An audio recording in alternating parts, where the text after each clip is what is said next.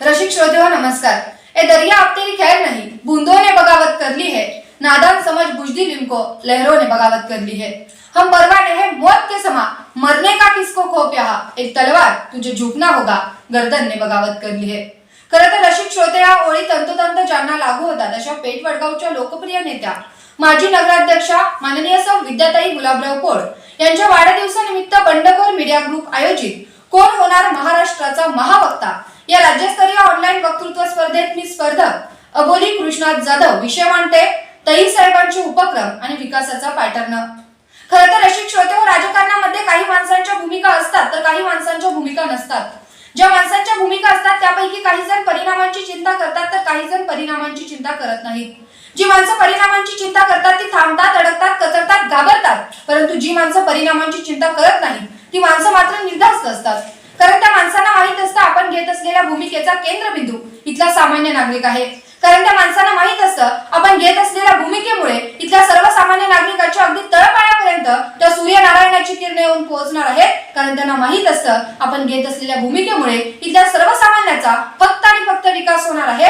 परिणामतः स्वतःची कारकीर्द सुद्धा पणाला लावायला ही माणसं तयार असतात। आणि मग महाराष्ट्राच्या राजकारणामध्ये या पेठ वडगावमध्ये अशी काही मोजकीच माणसं आपल्याला पाहायला मिळतात आणि या मोजक्याच माणसांमध्ये अग्रगण्य स्थानी असणारं नाव म्हणजे आदरणीय सौ विद्याताई गुलाबराव पोळ। खरं तर श्रोते असं म्हटलं जातं की एखाद्या महाकाय वृक्षाच्या छायेखाली इतर वृक्षांची वाढ होऊ शकत नाही आणि झालीच तर त्याच्यावरती धाकटीपाती असा शिक्का पडतो। परंतु या परंपरेला छेद देत एखादा वृक्ष वाढतो, फुलतो, बहरतो। अगदी त्याचप्रमाणे सतत 25 वर्ष नगराध्यक्ष असणारे स्वर्गीय विजयसिंह यादव साहेब आणि पेठ वडगावच्या प्रथम महिला नगराध्यक्षा श्रीमती विजयादेवी यादव यांच्या पाऊलावर पाऊल ठेवत स्वतःची अशी एक वेगळी पायवाट निर्माण करून त्या पायवाटीवर धडाडीने चालत स्वतःच असं एक वेगळं अस्तित्व निर्माण करणारं कुशल नेतृत्व म्हणजे सुद्धा विद्याताई गुलाबराव पोळ। खरं तर श्रोते, एक स्त्री म्हणजे नेमकं काय, मुळात तिच्या जन्मापासूनच तिच्या अस्तित्वाचा संघर्ष सुरू होतो आणि हा संघर्ष तिच्या मरणापर्यंत तिच्या पाठीला अगदी तसाच चिकटून असतो। खरं तर तिच्याकडे सामर्थ्य असतं, ती सबला असते, परंतु आमचा हा समाज मात्र वेळोवेळी तिला दुय्यम समजतो। मग स्वतःचं अस्तित्व सिद्ध करण्यासाठी ती वेळोवेळी झगडते, स्वतःचं अस्तित्व सिद्ध करण्यासाठी ती सतत प्रयत्न करत असते आणि हाच प्रयत्न 2011 साली स्वतःचं अस्तित्व सिद्ध करण्यासाठी या समाजातील प्रत्येक स्त्रीला स्वतंत्र बनवण्यासाठी विद्याताईंनी केला। 2011 साली ताईंनी एक वेगळा आणि यशस्वी प्रयत्न केला आणि तो सत्यातही उतरवला। 2011 साली विद्याताई पेठ वडगावच्या राजकारणात सक्रिय झाल्या आणि त्या निवडूनही आल्या। ताईंच्या नेतृत्वाखाली झालेल्या निवडणुकीत ताईंनी घवघवीत यश संपादन केलं आणि याच संधीचा फायदा घेत पेठ वडगावमध्ये ताईंनी अनेक लोकोपयोगी कामं केली। खरं तर हातात सत्ता असताना ताईंच्या कामांचा आलेख हा नेहमीच चढता होता, परंतु इतकं सगळं करूनही 2016च्या निवडणुकीत मात्र ताईंना पराभवास सामोरं जावं लागलं। इतकी सगळी लोकोपयोगी कामं करून देखील पराभव वाटायला काय यावा हे दुःख ताई पचवू शकल्या नाहीत, परंतु ताई खचल्या नाहीत, डगमगल्या नाहीत, थांबल्या नाहीत। त्या पुन्हा नव्या जोमाने उभ्या राहिल्या आणि आधी सत्ता नसताना देखील आपण काय करू शकतो हे त्यांनी जनतेला दाखवून दिलं। घरपाळावाढीचा निषेध असेल, शहरातील छत्रपती शिवाजी महाराजांच्या पुतळ्याला हार घालण्यासाठी हायड्रोलिक जिन्याची मागणी असेल, शहरातील ढासांचं वाढतं प्रमाण लक्षात घेता कोणतीही सत्ता हातात नसताना स्वखर्चानं शहरातील नागरिकांच्या आरोग्यासाठी डास फवारणी करणं असेल, शहरातील रस्त्यांची बिकट अवस्था लक्षात घेता रस्त्यांच्या डागडुजीसाठी प्रयत्न करणं असेल, रस्त्यांच्या डागडुजीसाठीची मागणी करणं असेल, वा मग शहरातील गरीब नागरिकांना वेगवेगळ्या माध्यमातून मदत करणं असेल, कोरोना काळात 2 कोविड सेंटर उभारणं, कोरोना योद्ध्यांचा सत्कार करणं, लोकांना जीवनावश्यक वस्तूंचं किट वाटप करणं, प्रत्येक घर टू घर जाऊन रोगप्रतिकारक शक्ती वाढवणारी औषधं पुरवणं, त्याचबरोबर गल्लोगल्ली जंतुनाशक फवारणी करण्याचं काम देखील कोणतीही सत्ता हातात नसताना ताईंनी केलं। 2021 साली आलेल्या महापुरात अडकलेल्या प्रवाशांची मोफत राहण्याची व जेवणाची व्यवस्था ताईंनी केली। त्याच महापुरात अडकलेल्या नागरिकांची सुद्धा राहण्याची आणि जेवणाची व्यवस्था ताईंनी केली। लोकांना जीवनावश्यक वस्तूंचं किट वाटप करण्याचं काम देखील केलं। एसटी कर्मचाऱ्यांना संप काळात धान्याचं किट देण्याचं काम ताईंनी केलं। याच बरोबर पेठ वडगाव मधील मूकबधीर मुलांच्या शाळेस 1 लाख रुपयांचा भरीव निधी देण्याचं काम सुद्धा आदरणीय विद्याताईंनी केलं आहे। म्हणजेच काय, हाती सत्ता नसताना देखील ताईंचं सामाजिक आणि विकासाभिमुख कार्य हे चालूच आहे हे मात्र निश्चित। श्रोते, मध्यंतरी चला हवा या उद्याच्या सेटवरती माझ्यावरती सौभाग्यवतीची टीम आलेली असते।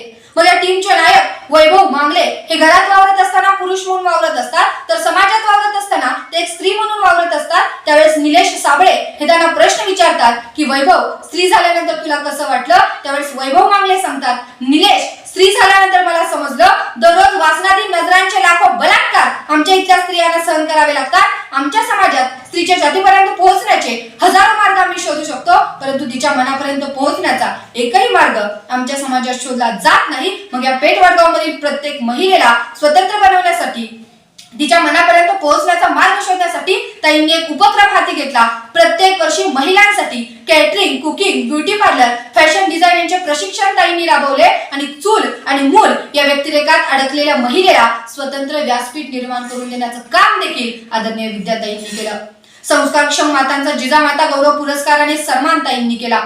कल्याणी सखी मंच आणि यादव प्रतिष्ठानच्या माध्यमातून महाआरोग्य मेळाव्याचे आयोजन देखील ताईंनी केलं. इतकंच नाही तर अलीकडच्या काळात एक महत्त्वाचं आणि महत्त्वाकांक्षी पाऊल ताईंनी उचललं, ते म्हणजे दररोज 7 ते 8:30 या वेळात प्रत्येकाचे मोबाईल आणि टीव्ही बंद ठेवण्याचा या उपक्रमाचा परिसरातील अनेक विद्यार्थ्यांना फायदा झाला. एवढंच नव्हे तर घराघरातील हरवलेला संवाद आता पुन्हा सुरू झाला. याच्याही पेक्षा महत्त्वाचं म्हणजे या उपक्रमामुळे आजूबाजूतील परिसरातील अनेक गावांनी ताईंच्या उपक्रमाची दखल घेत असाच उपक्रम आपल्या गावी देखील राबवण्याचं काम केलं. म्हणजेच काय तर गावागावात सुद्धा सलोखा निर्माण व्हायला लागला. प्रत्येक जण 7 ते 8:30 पर्यंत आपले टीव्ही आणि मोबाईल बंद ठेवायला लागलं.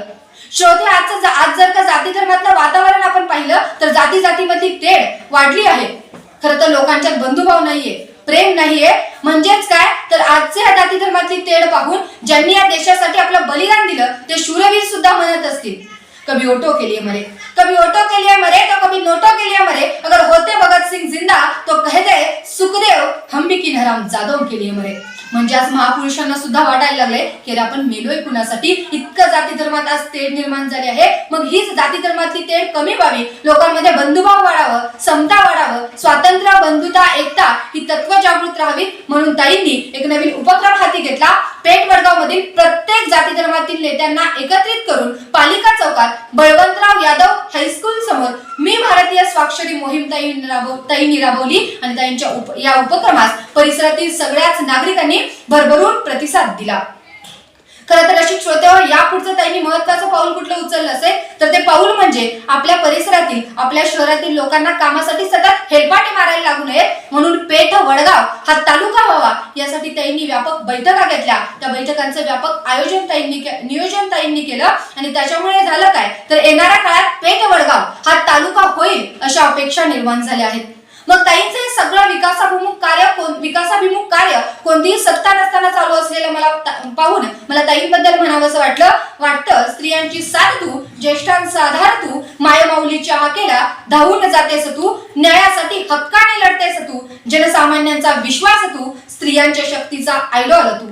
पेठ वडगावचं भविष्य तू सूर्य आसमानीचा पळविते अंधार तू, दीपस्तंभ स्त्रियांचा दैदिप्यमान तू.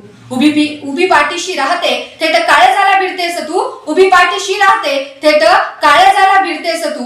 तूच वारसा यादव साहेबांचा, तू गाजव मैदानात, जनतेची साथ तुला, घे टक्कर वादळाशी, जनतेची हाक तुला. बुद्धिमंत, कीर्तिमंत, नीतिमंत तू, विजयाचे प्रगतीचे स्त्रियांचे प्रतीक तू. तूच विजेती लाखो दिलांची, तूच विजेती लाखो दिलांची. एकंदरीतच काय तर ताईंच्या विकासाभिमुख कार्यामुळे प्रत्येक नागरिकांच्या मनात ताईंनी घर केलं आहे. त्यामुळे येणाऱ्या निवडणुकीत ताईंच्या विकास कामांचंच पारडं जड आहे. त्यामुळे येणाऱ्या निवडणुकीत ताई या नक्कीच निवडून येतील. येणाऱ्या निवडणुकीसाठी आम्ही ताईंचे सर्व कार्यकर्ते, या पेठ वडगाव मधील प्रत्येक जनता ताईंच्या पाठीशी उभी आहे, ती पाठीशी उभी राहील इतकाच माफक आशावाद व्यक्त करते आणि शेवटी ताईंच्या शब्दात इतकंच म्हणते, प्रत्येक वादळ पेलेन मी, माझ्यात आत्मविश्वास आहे, पायाखाली जमीन आणि पाठीशी आकाश आहे, मातीत पाय रोवून मी सह्याद्री सारखी ताट आहे. आता जाऊन सांगा त्या विरोधी वादळांना, आता खुशाल जाऊन सांगा त्या विरोधी वादळांना, पेठ वडगावचा विकास